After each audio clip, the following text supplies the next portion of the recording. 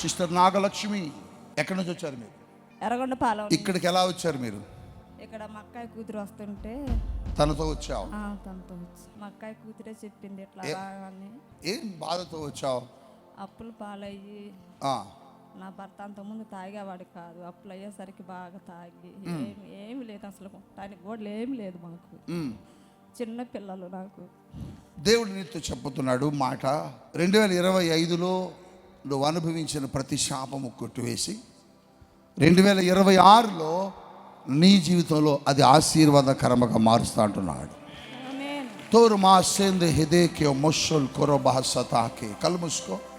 Thank you Lord, thank you Holy Spirit. ఈ కుమార్తె మీద ఉన్న శాపము యేసు నామములో కొట్టివేయబడును గాక, కొట్టివేయబడును గాక. ప్రతి శాపము ఆశీర్వాదకరముగా మార్చును గాక, మార్చును గాక. God bless you, God bless you.